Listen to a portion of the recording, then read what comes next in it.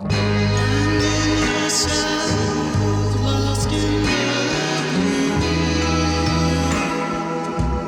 finding ways to be found, getting into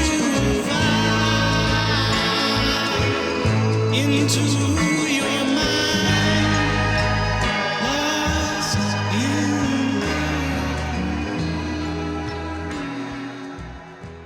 in here, and I'll show you the other side. I've been rearranging some stuff. So my podcast space looks like that right now. So Oh no. I'm trying to make the other stuff work because you know how we get sometimes. Where Yeah, I we're like, we know. get all creative and they're like, wait a minute, my space is a disaster for recording. I get that actually surprisingly now with podcast episodes because I've had so many recordings that like I'm not like some guests will ask me oh, what number is an episode? And I have to be honest with them. I don't know. Yeah. Maybe 206, maybe 209. I don't know.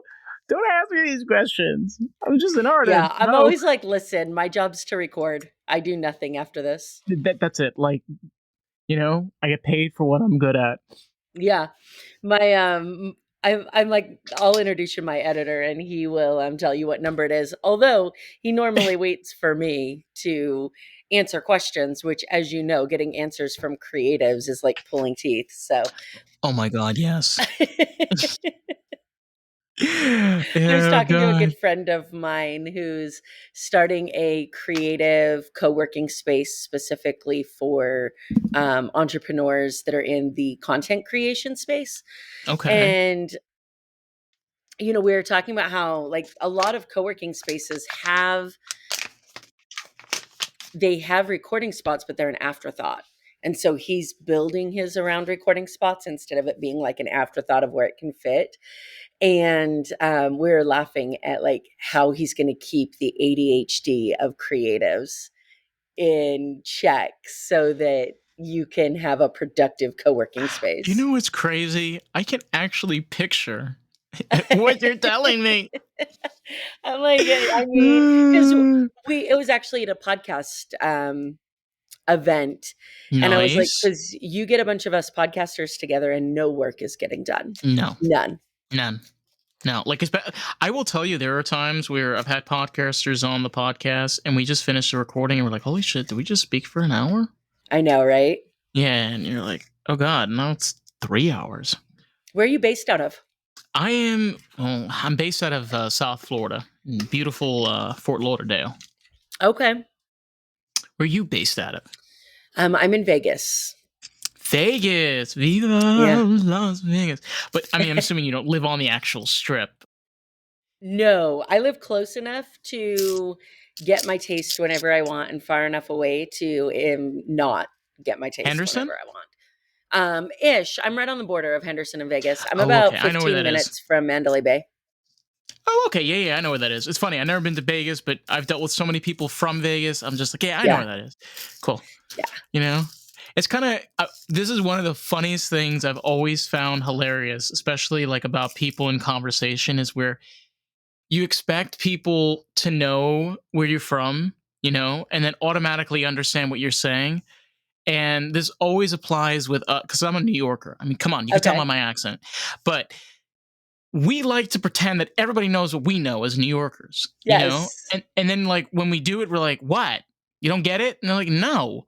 Like, and it's just, what do we do now? It's so funny because I started the common follow-up question when you ask somebody where they're from and they're like, oh, I'm from Texas. Oh, where about? Well, are you familiar? No, not really. I have no idea why I asked you that question. I grew up in Idaho and I get that all the time where I'm like, I'm from Idaho. And they're like, where at? And I was like, well, how much do you know about Idaho? Potatoes. Yeah, exactly. And they're like, well, not very much. And I said, then you're going to have no idea where it's at. So let me just give you the big city. I said, I'm about 4.5 hours from Boise. And they're like, okay. But I catch myself doing it where somebody will be like, I'm from like South Dakota. And I'm like, oh, that's cool. Where? Like I have any idea where they're going to answer that question at. It's just strange because we have this like idea in our heads where we get so fascinated and curious about people, and then we like don't tend to maybe ask the right questions. And I tend to run into this problem. It's like, instead of asking the question of like, oh, where you're from, why not, what's something cool about where you're from, Yeah. or what is the place you're from known for? Yeah. I think it's just the way that you ask those questions and you It's approach so them. true. And podcasters tend to do it better than anybody else. So that's one thing I love about this industry and this And no community shame. is like podcasters are just naturally curious people.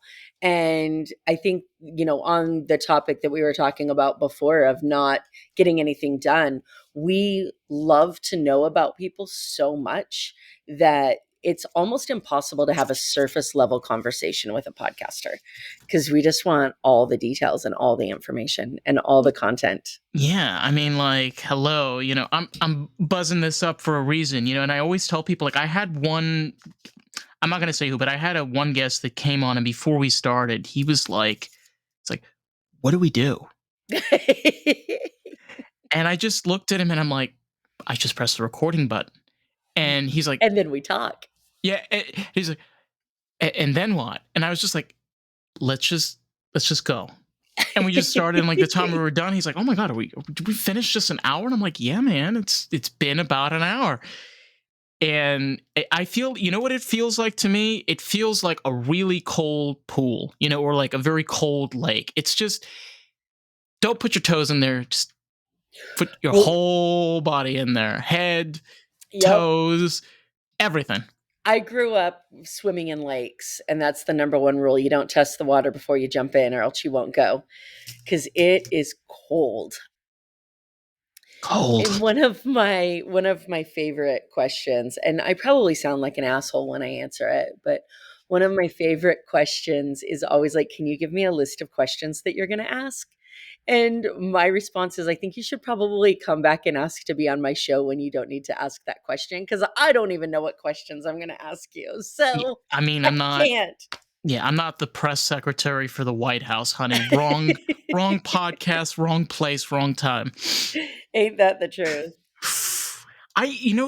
That's the skill though, is we live in a very digital age. We're very connected to technology, but being able to have flow and a progressive conversation and break things down, it's kind of become a challenge. But I don't Yeah. think it's a challenge at all. I think it's labeled that way. I just think that we don't want to admit the fact that we're a lot lazier when it comes to spending that time for communication. Yeah. Honestly. Agreed. Agreed. What are your thoughts on that? I mean, because I know you do. I mean, your work spans in all different places. I mean, with your work as an attorney, there's a lot of avenues that we can go there. But when you're dealing with people, when you're dealing with conversation, and I mean, you as a podcaster and you as a writer, what have you, what are the, I mean, like, what are the things that you found with regards to communication that are easy flow, things you can get easily, quick, right into that, like, yeah, you need to put effort in there, but I your think that, go-tos. Yeah. yeah, I think that the first answer is obviously, I think the first answer is obviously to, sorry, my train of thought apparently just left my building. Easy communication. I think the first answer is obviously to want to communicate, first of all. Right. And number two is to be willing to ask the actual questions that you want to ask. Like here's what I mean by that. Some people go into communication so afraid to say something that somebody's going to get triggered by, that's going to upset somebody. We try to avoid certain conversations because we're afraid of the responses. And so we dance around what it is we want to know, and we never really have true conversation. So the first thing is like, just ask the question. Be willing to go there and ask the question, and be honestly curious with what you're asking. Actually care about the answer. When I started teaching sales communication and leadership, I realized how many people ask questions and then don't listen to the answer, and how many people ask questions just to fill silence. So make sure that you're asking a question that you actually want to know the answer to. Yeah. And sometimes you bring up a really great point. It's the way that you approach it. I think a lot of the times one thing that comes in is fear, afraid of how the other person is going to react. And what always comes back into my mind is if they're your friend and if they care about you and you're going to be honest with them, they should have a certain understanding and respect towards you. Maybe upset, they could be angry, but they're not going to disappear from your life forever And if and they leave. do, I mean, that's on them, right? Right. And then you have to ask yourself the question then, were they your friend to begin with? Yeah, absolutely. It's one of the, it's one of the biggest things that we deal with as humans is, do we value connection just to have somebody present there, or do we value true connection for somebody who's going to love us unconditionally and call us on our bullshit at the same time? Somebody that's going to be honest, be honest enough with us to make sure that we are showing up the way that we intend to show up, not just placating our choices. Damn. Yeah, it's really very straight to the point. Because, can you imagine just chasing around the rabbit's tail all the time? And it's great. You want to play games? Go right ahead. But, I mean, you got this time and this time right now. And that's what you're doing to spend your time. It's just, I find it to just be such wasteful behavior when we get into this. I'm going to come after you because you wronged me, and I'm going to make you. So, and it's like, where does this end? I mean, I can imagine like with your own career, you've probably run into quite interesting individuals in this regard, but you just, what is the point? Yeah. You talk about my career, and it's actually pretty funny because Sorry, I'm just no, curious. no, you are fine. It's funny because my career and the way that I had to show up in it changed when I started being honest with myself and others about my human feelings. So let me go back first of all, because I don't know, are we just bullshitting right now, or are we going? I mean, we could be bullshitting. I mean, for all we could be lizard people, Okay, cool. disguised as I'm like, humans. Yeah. I'm trying to decide whether to answer these as I would if I was in a bar with you, or as I would as somebody might actually hear this later. So I like the bar when version better, but go ahead. so obviously I grew up professionally in the customer service industry, which was very customers always right, your money depended on tips. And then I went to law school. And then I ended up in the criminal defense world. And frankly, if you show up and talk to somebody who is in handcuffs and you talk to them politely like you would a person that's sitting at a restaurant or that is going to tip you later, they have zero respect for you. There comes a point in time where you've got to have more balls than they do. And that took some time for me to adjust to. And then as soon as I did that, then I ended up finding sales communication and leadership. And one of the most powerful things about sales communication and leadership is being willing to internally look at your own actions. How are you showing up? What are you responsible for? How did you create the situations that you're in right now so that you can change that and have the life, business, and relationships that you desire and deserve? And when I bought into that mentality, all of a sudden, my criminal defense clients that wanted to convince me that they didn't do it and they were at the wrong place at the wrong time got the no bullshit Amber instead of the placating Amber. And I used to think, like, I would sometimes leave meetings with clients and think they're going to fire me. They're never going to come back. I don't even know why people hire me because I'm such an asshole to them. And I don't mean to be, but don't come in here and tell me that like it wasn't your fault. Let's have a real conversation about taking responsibility for fixing it. And that was a difficult transition for me because I almost pushed away the legal industry completely because I just Isn't it? You couldn't know, be there. you bring up a really great point, and it's the fact of like just think about the justice system on how it's fabricated, where you have two people, one is convicted and one is, one you have a defendant and you have the defendee. And you're like, you have these people that have to represent each of these. Like, just to give you an example, there was a lawyer that represented Dahmer. That's Hmm. right. There was a lawyer that represented that man. And you're like, try to understand this for just a second. Imagine how that person feels that they have to stand there in front of a judge defending a person that did a horrible thing. That's the life I thought I wanted. When I went to law school, my intention was to work in the public defender's office on capital crimes. So, High bars. yeah, when High bars. I went to law school wanting to work on death penalty cases for Oof. people who could not afford to hire their own attorney. And I loved that world.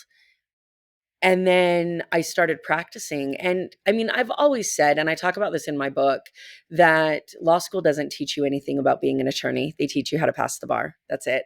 So, like, my Whoa. family will always call me and they'll be like, Amber, why do you say that you're not always happy practicing an attorney? Like, I'm watching Suits and it looks fantastic. And I'm like, yeah, Suits does look fantastic, doesn't it? If that's the way that practicing as an attorney was, I'd love it.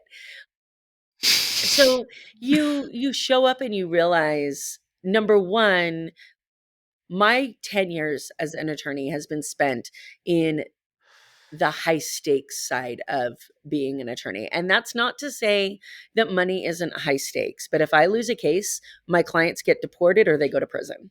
Those are the two choices. So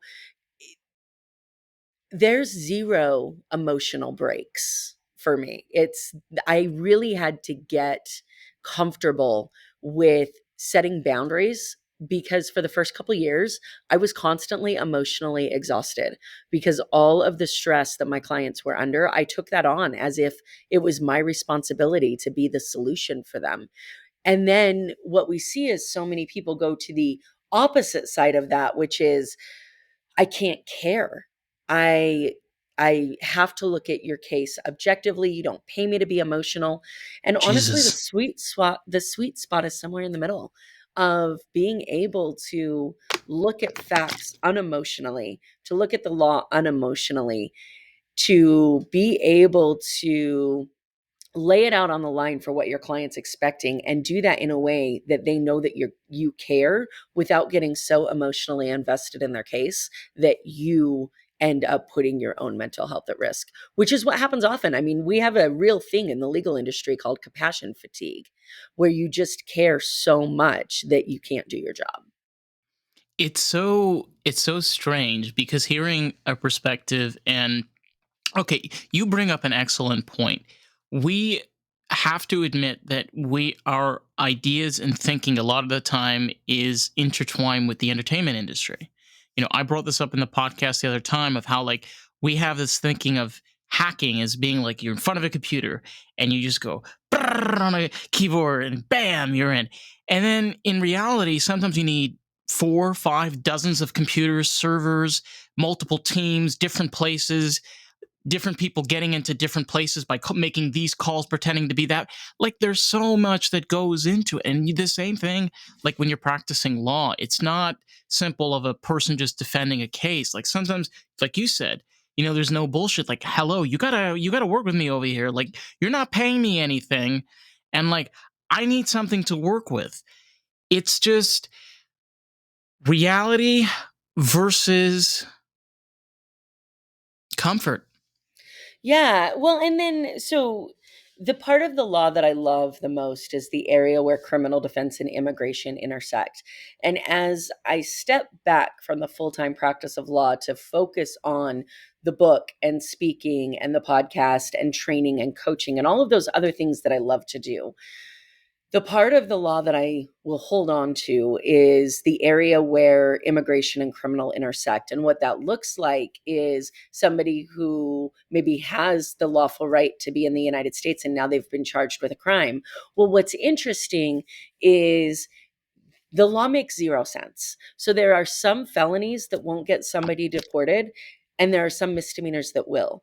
And as a criminal defense attorney, we're trained to think, get the lowest offense that you can, no jail time, get them a fine and go on their way.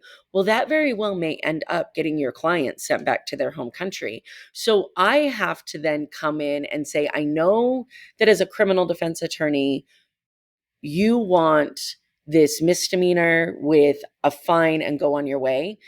There's been plenty of times that I've actually told criminal defense attorneys that their client should plead to a felony instead of the misdemeanor, because the two options that were on the table, the felony kept them in the United States and the misdemeanor didn't. And this Crazy. complex intersection between the two is a intellectual area that I love. It's a valuable area that I get to provide service to people who really need it.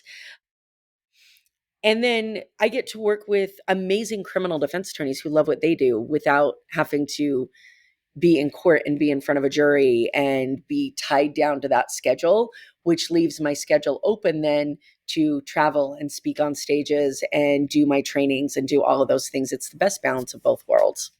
Yeah, and it's really good work to be doing, because we have a very tainted. It's very funny, by the way, because my father was an immigrant. My Okay. father immigrated from Morocco.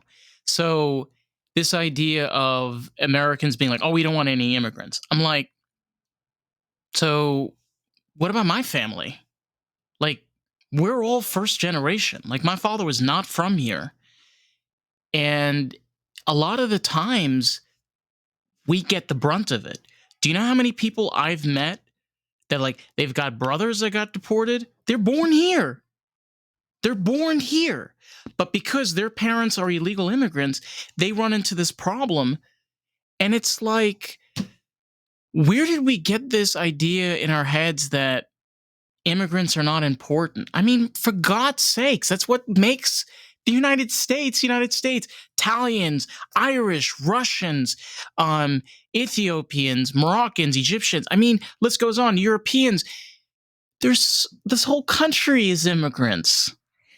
Yeah, and I will respectfully say this is a debate that I have realized I cannot change. So We're not debating over here. honestly, no, no, We're no, no, no, we're not just you talking and from a me. human perspective. Yeah, no, not you and me debating, me and sometimes the world debating. So, Boy, that's big.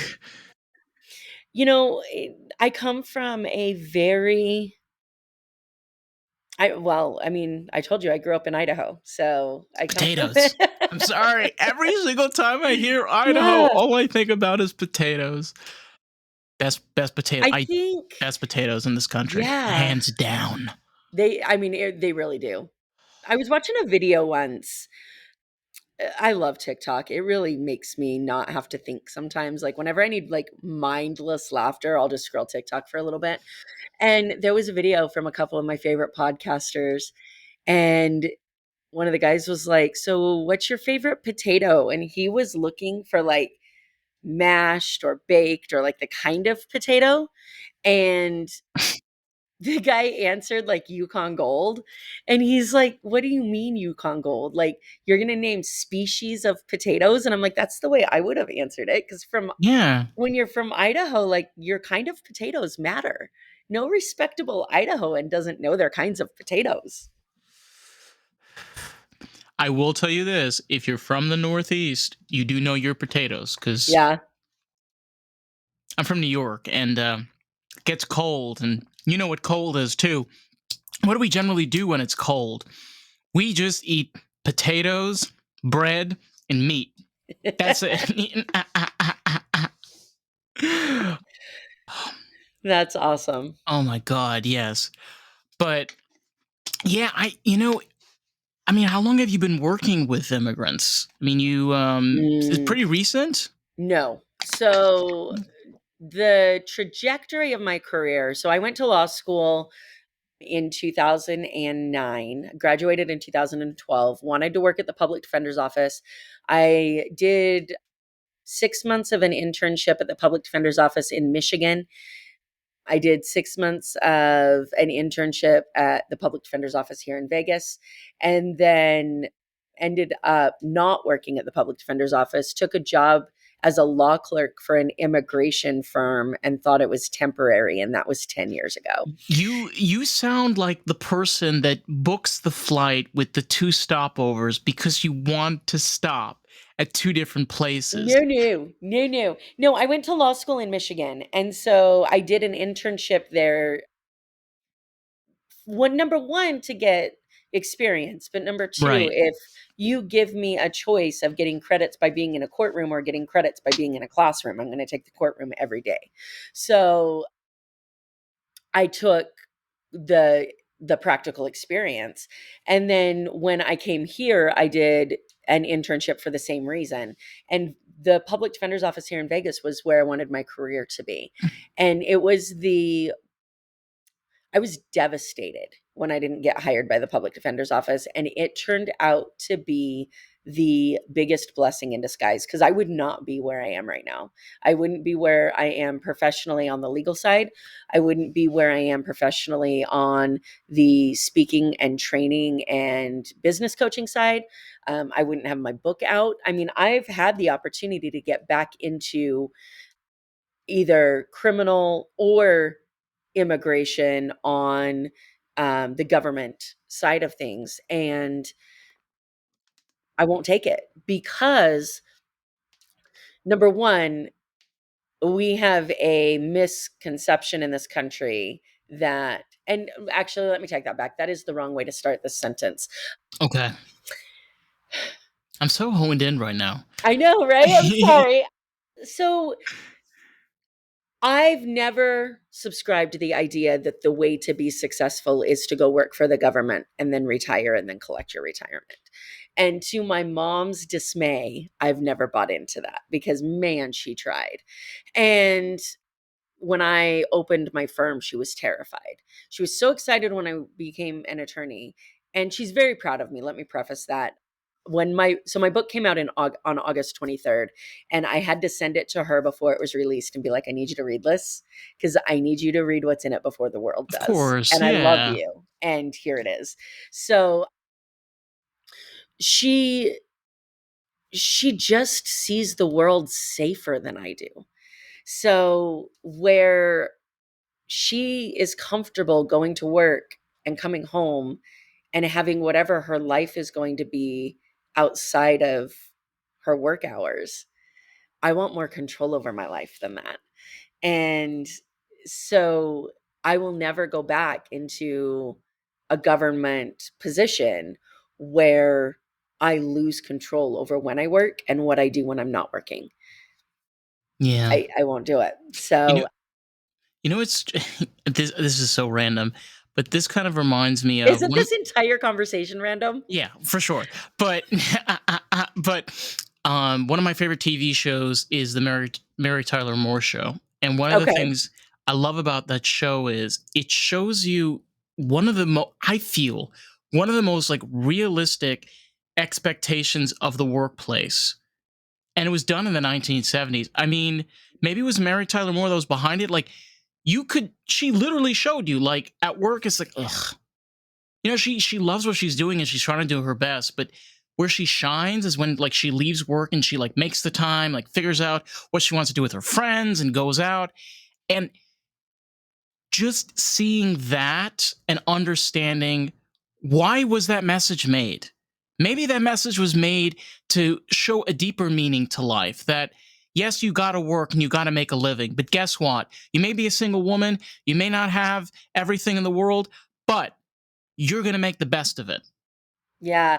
This is one of the biggest frustrations that I have with some people in the personal development and business coaching space is the reality is not everybody's meant to be a business owner. So when I talk to people and No. I'm like, what is your message to the world? Well, everybody should open their own business. No, everybody shouldn't Mm-mm. open their own business. No, And please, please, no, and I'm no. not here to tell people that they should walk away from their 9 to 5 and go open their own business because, frankly, it takes a level of risk aversion that not everybody possesses to be willing to walk away. But here's the thing, and this is what did it for me because growing up, my grandma on my dad's side was very entrepreneurial. My dad was very entrepreneurial. My mom did everything that she could to keep me grounded and keep me in the go work for somebody, make a living, make money.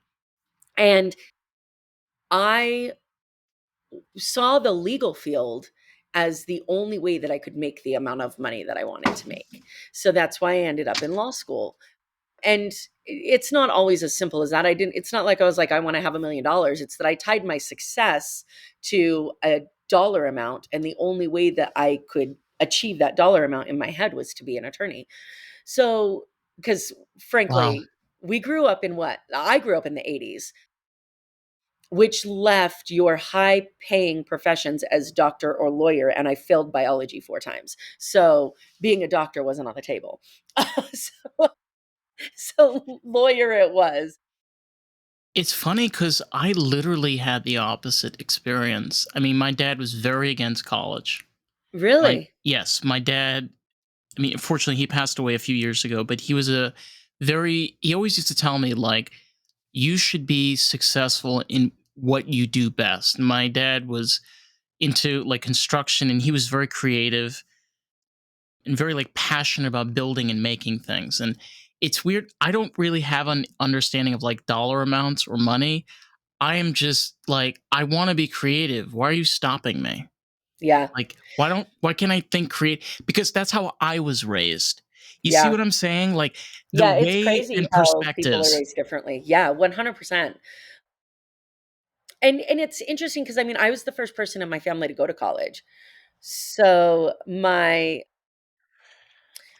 family wasn't college focused. Like they never really pushed that I can remember, but it was societal, right? Like I graduated from high school in 2000. At that time, like trade schools were no-goes because trades were no longer going to run the world, and you went to college and you got a job and that's how you were successful.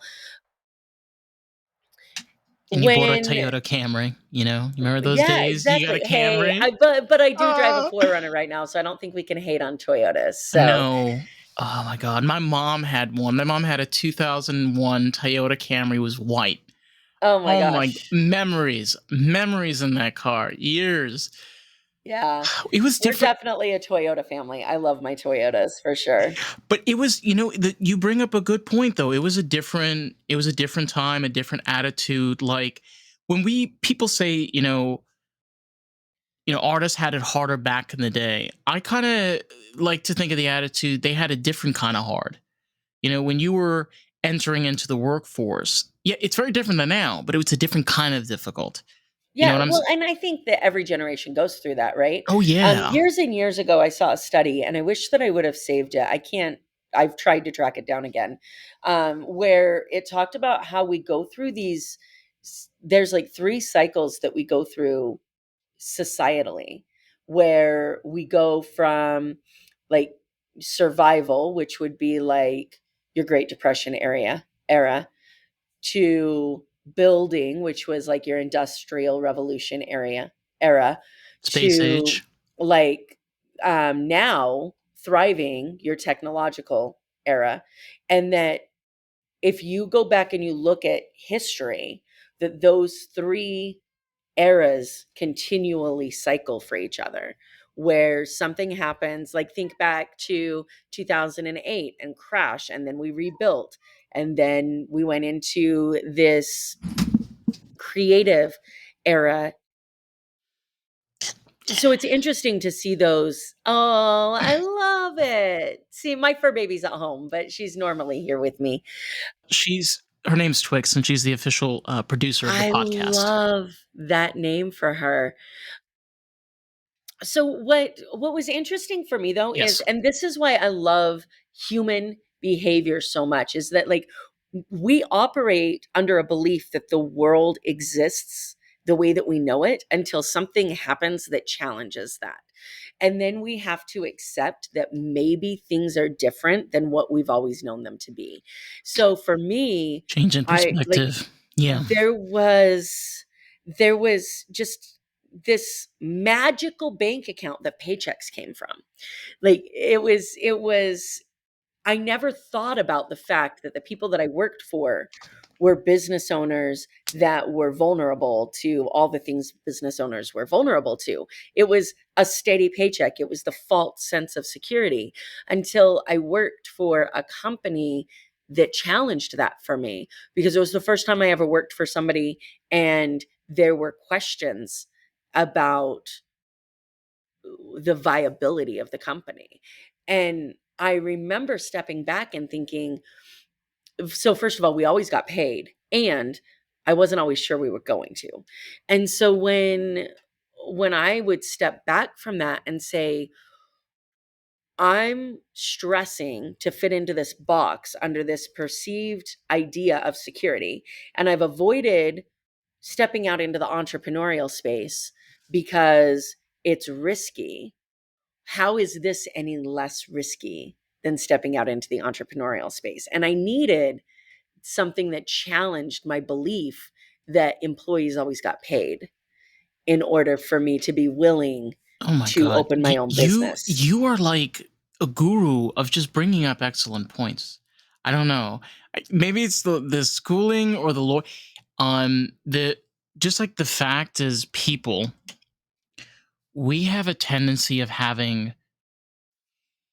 I like to call it like the layers of the onion. We tend to not realize like literally what is in front of us. You ever have I always get you ever have the example of like, where's my glasses, and it's on top of your head, Yeah. something like that. And well, why do we do those things? Why do we have this thing? We're bringing back to what you said earlier. We're like just not listening. You're not. Are you hearing what I'm saying to you right now? And we do this all. I do this all the time, like all the time. And you don't even think about it. Sometimes you're like, I just did that. Well, and when I teach my students negotiation, when we go through, because I teach sales, leadership, and communication, and sales is only communication and negotiation. That's it. That's what makes up sales. So when I teach people negotiation, that is the biggest thing we talk about is like your perspective buyer and the person that you are trying to help with your product, service, or solution lives in this model of the world. And in that model of the world might be money objections and time objections and beliefs about their ability to operate your product, service, or solution, or your ability to provide it. Oh, honey, you are And preaching to the choir. Ref- right? I refill CPAP supplies Monday through Friday. You are preach. Right? So, but here's Oh what my god. happens, and this happens in negotiations of any kind. So not just seller to buyer, but negotiating your salary with your employer, Right. negotiating a sale of a business, like anything that is a negotiation, negotiating with your spouse what you're going to eat for dinner. Like anything that is a negotiation goes through this, where the person you're talking to lives in their model of the world, their belief of what's going on.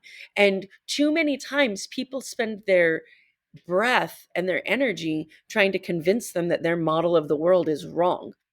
And what I teach my students to do is to step in and acknowledge that and respect all of their opinions. You can respect somebody's opinion without buying into it and believing it.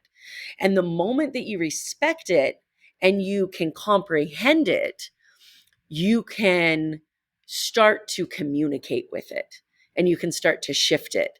You cannot communicate. Like, this is the best example. This boils my blood in this industry. you need these workout supplements or this coaching program or this whatever it is. And I know you Supplies. think that it's too much money, but just stop getting Starbucks in the morning. Who do you know that's going to stop getting their morning coffee to buy your product, service, or solution? It doesn't exist. So we go out into the world and we say, give up something that you love in order to buy this thing that you don't know whether or not you need, want, or whether it's even going to work for you yet. And Right. that's my solution to your money objection, as opposed to stepping in and finding out what that money objection is tied to and based on. Because frankly, money and time objections are always bullshit. They don't exist, because the person that tells you they can't afford your product, service, and solution will hang up from you and then book their vacation. So, You know, sorry to cut you off. I just no, wanted you to. are fine. Please do. Because I get so passionate about this that every now and then you got to jump in and be like, hey, woman, shut the fuck up. I recently changed cars a few months ago. I had a Toyota RAV4 and I traded that in for a Ford Mustang. What Don't hit- model?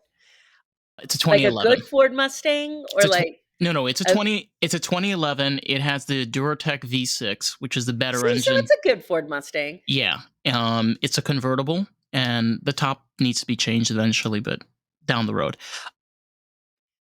But what I was going to bring up was the fact that I just thought to myself, with the car that I have now, the Mustang is the most genius campaign selling car that Ford has ever figured out. Why?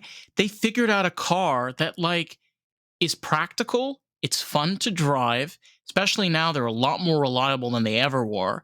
They actually like look like a 60s car, and I own one. I will tell you. There's power steering. There's power braking. You're in a 60s car. You're in a 60s car with all of its quirks. But there there is that added value already in there.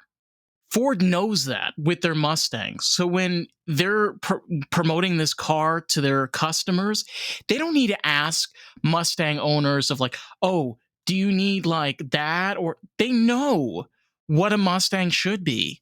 And yeah, that is such an important thing you got to learn, especially when you're dealing with customer service, is like understand that sometimes your products just talk for themselves. Don't do all the work that's already there. Well, and not only that, but understanding that your products aren't supposed to be meant for everybody. I remember talking to a woman at a branding workshop, and she said she was talking about the difference between branding and marketing. And I thought it was fantastic because I could have told you all of the practical differences between branding and marketing. And she, like, we were talking about it, and she's like, yeah, all of that is real and truthful and also bullshit. It doesn't matter. And I said, well, then tell me what matters. And she says, marketing is the stuff that you put out to ask people to buy your product. Branding is the things that you put out about who you are at your core that either repels or attracts people to you. And I was Yes, like, that is, and it it's your was the cleaner. repels part of that It's your that people cleaner. need to hear. It's Yeah, your like your it filter is your cleaner. almost. Yeah, your filter. But the purpose of a filter is to prevent some things from reaching you. And too many business owners build their services saying, well, I just want to help everybody. Well, good luck, because you won't. Yeah, I realized that I started realizing that early on in this year with this podcast because I realized the way that this podcast can be successful is I have to be myself. And when I'm talking to you, like we're having a real conversation over here. No bullshit. Yep. I'm not interested. Like I'm not and there are times where there are opportunities that I can take for guests that I have turned down purely because of the fact that I know that I'm going to get a very scripted version of a person. I'm not Hmm. interested. And that really narrows down to it simply where this is a place where you can hear open conversations from artists, creators, people that are out there to do something and make a change, more than that, is realize that your perspective is not the only one that exists out there. It's Yeah. not. We don't live in me world. It's not fucking Disney. We don't? The world doesn't revolve around me. I'm not the center of it. Took me a long time to learn that. Don't tell Trisha or Karen. They might get a little pissed. There was a meme that was floating around a couple of years ago, and it was so perfect. And it said, "Whenever you want to bitch about what's going on in your life, remember you are here." And it was a picture of the solar system, and there was like this star, and it was like, "You're right here." And I was like, "It's true. Like nothing matters." And everything matters. And on that point, like it's such a contradictory statement for me to make because I I teach people and train people that the way to feel and be as successful as possible is to know that you're in control of your own life. And you are, that doesn't necessarily mean that you're in control of everything that happens to Right, you. to a You're just certain in control of point. you, right? At the same time, I got the experience a couple of years ago to go ocean kayaking, and it Ooh, was wild. incredible. Wild? Incredible. What's that? It's wild with the It's crazy wild, right? waves. And I had never been to the ocean. Like I didn't see the ocean for the first time until I was in like my 30s. I think I have pictures of me and my dad when I was like 3 at the ocean, but I don't remember it. So as like with memories, I don't Oh my remember ever god. seeing the I ocean. I'm such an idiot. For a second, I'm like, why the fuck has she not seen the ocean? I'm like, 'Cause I grew up in wait, Idaho. you grew up in Idaho. That's Yes. why. So and it was never important to me. I was like, it's water. I've got water outside my backyard too. What could be so different? And so a friend of mine has a boat in the San Diego harbor.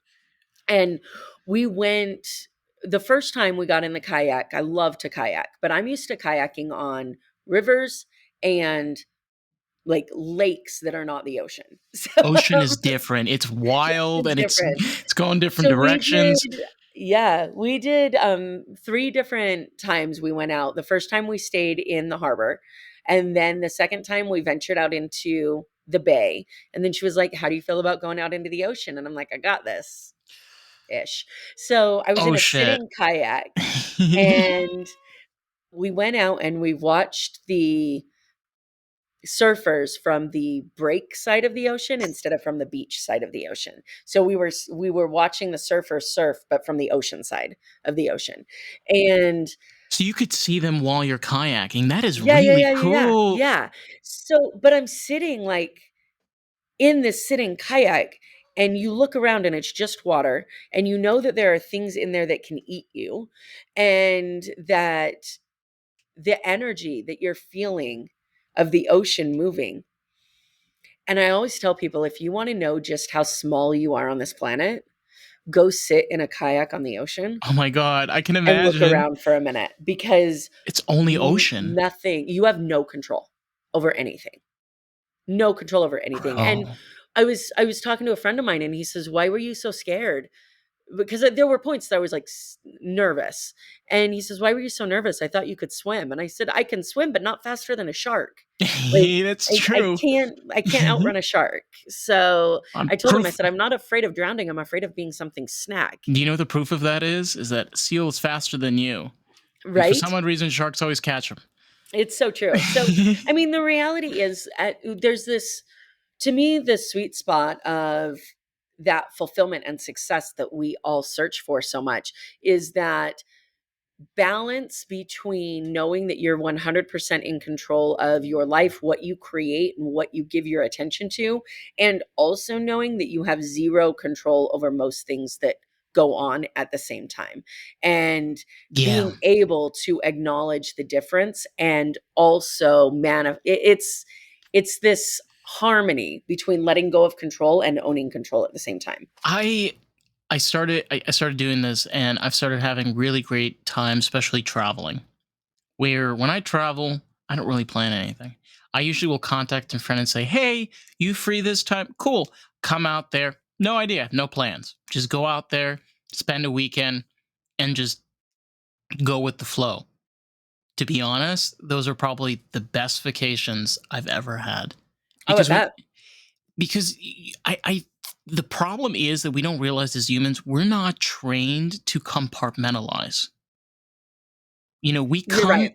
we come from like the ocean and then to the land, and it's like, okay, everything wants to kill us. So what do? Oh, we make fire. And then it just continue. And it's like nature around us kind of shaped us as humans, are the things we ate, the things that we made, and the things we built. But now we live in a world where we keep away all the bad things, keep away the mountain lions, keep away the coyote, keep everything, keep all the scary things away. We're safe. But that has repercussions that come with it. Again, I personally feel as humans, we to a certain extent don't have the capacity to compartmentalize. Yeah, compartmentalization is a myth. There is Oh boy, hold on. we're doing the Google. Yeah. I know, right? Yes. Okay, there's a documentary, and I forgot the name of it for a second, so I had to find it, called Rise of the Sufferfests. And so I come from the obstacle course racing world, and while I was knee deep in all of that and training hardcore for endurance obstacle course races, Oh my there was God. a You like documentary done. you like experiences. I Okay, do like experiences a real lot. life Yeah, experiences. I do like baby. experiences a lot. But this documentary is about why obstacle course racing became so popular. And Okay. it is exactly what you're just talking about. We went from being these things that were fighting for survival to the cushy, nothing's trying to kill us, nothing's trying to chase us, except for us. And we crave that challenge as humans. And when, I talk to people that are in the military all the time and tell them, hey, like, come run this obstacle course race with me. And they're like, do you think I like want to go back to boot camp? Like, what the hell? Like, I do this in my PT drills all the It's good time. for their mental health. Like, a lot of So, veterans don't realize, like, you gotta get into work cores, Tai Chi, MDMA, like mixed martial arts, something, just to get your brain stimulated. Because you gotta remember, like, some of these people went across abroad or whatever for like what, 3-4 years. yeah, there's a lot that goes into obviously the mental health of Oh yeah, veterans that is still untouched. But unfortunately. the Yeah. if you guys are interested, the Rise of the Sufferfest is fantastic and really touches on that primitive need for a challenge that we have as humans. And unfortunately, I talk about this with my business coaching clients all the time. If you don't have something that gives you that need for a challenge in your life, then you will create it. And it normally comes in your path to success. You make things harder than they need to be. Things can't be easy because we've been raised believing that in order for something to be valuable, it has to be difficult. Yeah, and I feel, just to touch on, like, go on, honey. When you live that attitude of, I'm going to reach this point in my life and then I'm going to retire. The best example I can give is my grandmother. My grandmother, she's in her mid 80s. She was an aquatics director for over 40 years. And she hasn't done any classes, but even now, like, she still goes into the pool. She'll sometimes help out other people, and she's very on hand. And I always try to, like, ask her, different things about, like, what are the things that you did to make your life more meaningful? How did you get to the point where I seriously would love to be like my grandmother at her age, where she can walk, she can pick up things, she can cook in a kitchen, she can swim in a pool. Like, those are things that we should strive for. And I feel that she had a fulfilling life. She was able to teach something that she loved for years. And that attitude, and this is maybe just my personal opinion, I've noticed people that were born during the Great Depression, specifically people that were born in the Great Depression, you get like two different paths. And the ones that are like the attitude of like my grandmother, there's just so much you can learn from them. You're like, damn. Yeah, I mean, there's something we can learn from everybody, right? And I think Oh that that yeah. is one of the biggest things that I had to accept was two things. Number one, you're not meant to, like, I would, especially when I was starting down the path of switching from being an attorney to being a business coach, I would go talk to people that I thought had it all together. I would buy their programs and I would think, okay, this is what they told me to do. I'm going to go out and do it. And then I would seek out another program, and what they would say would contradict what this person said. And I struggled with that until I was willing to accept that there's so many different viewpoints on how to do things that we get to step in, take in everybody's methods and opinions and information, and then filter that for ourselves so that we can be successful within our operating systems. But along with that, along with getting rid of the all or nothing mentality of learning from people, also came the fact that no matter how successful you get, there is always something that you can learn from every single person. Yeah. One of 100%. one of the most amazing stories that I heard was I was in a mastermind in Nashville about a year ago, and I was talking to, we had the opportunity to meet with somebody who had started an entrepreneurial innovation center in Nashville for kids. And long story short, one of the opportunities that they had was to do some work with the Tennessee Titans. And the Tennessee Titans just listened to these kids. And I hesitate because I realize that story was told to us in a mastermind. I don't know if that's public knowledge. So if you could actually not release that when you edit this, that would be great. Because now that I think about it, I don't know how much of that is actually public knowledge. All right. Hold on. Thank you so much. Yeah, no worries. But on another note, Yeah. yeah. And thank you. I'm so sorry for that. That rarely happens. And I'm sure he's talked about it somewhere, but it's not my story to tell. And they're a big organization and I don't want to get sued. So, just just to touch on what you're saying earlier, one of the things, and I'm going to be honest about this, I've been very hesitant to bring on coaches, especially onto this podcast. And one of the things I'm very weary about is the fact that a lot of the times these are people that are just trying to make a quick buck, and they don't have any actual education or any bias or anything in that matter. All they did was buy a course from somebody else, and they're promoting that course, then they're representing that course, and so on. We've kind of, I feel, kind of lost touch into the fact is what is a coach. I brought on a vocal coach. I've had a few of them on, and I had one on. Her name was Jody, and she kind of broke this down, and she said, think about what you're asking me to do for you.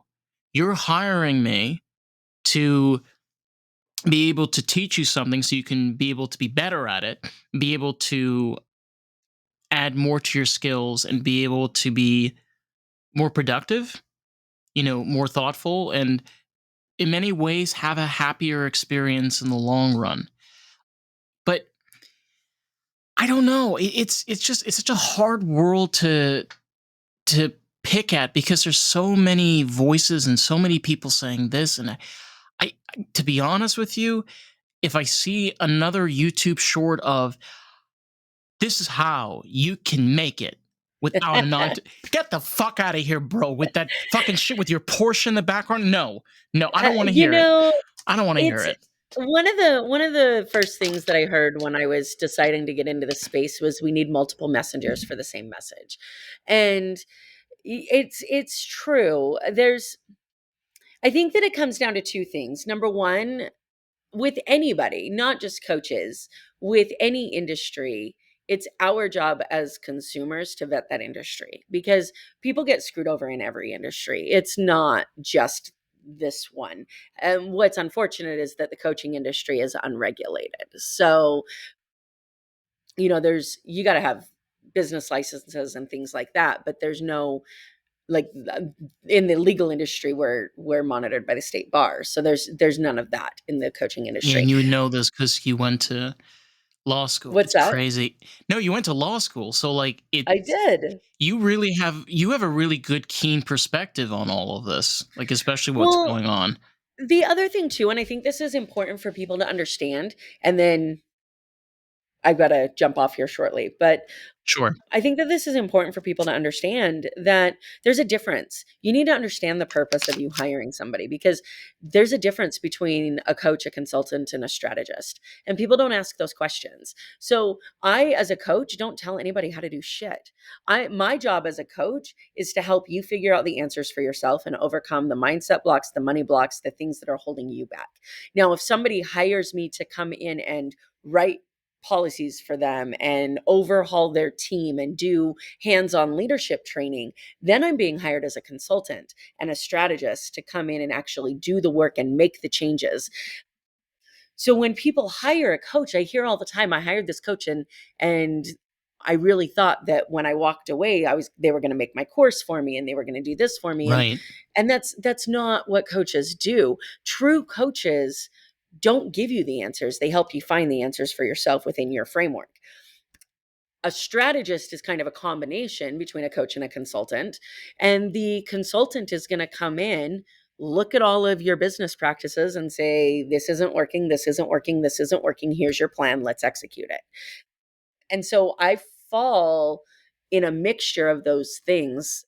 You know, I had somebody call me one day and they were like, I want to hire you to come rewrite our SOPs. How much do you charge? And I'm like, there's not enough money in the world for me to come do that. Like, Eee.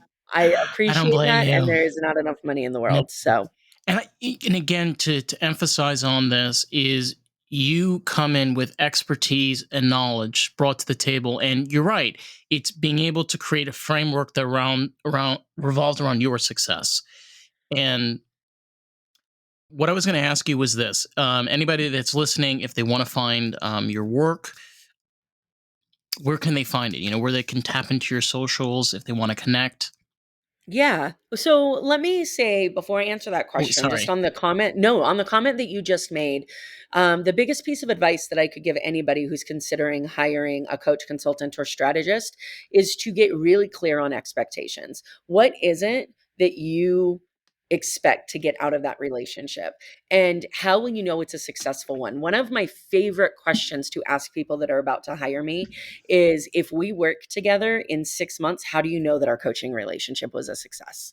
Like, what is it that you expect to get over the next 6 months for this to be successful? And too often people see somebody as the solution to their problems, but they don't make sure that you guys are on the same page as what's being offered and what's being received. So just being clear on what it is that you expect to get and Right. communicating that to the person is Yes. invaluable and will save you hundreds of thousands of dollars In the long run. in the long run in investing in yourself.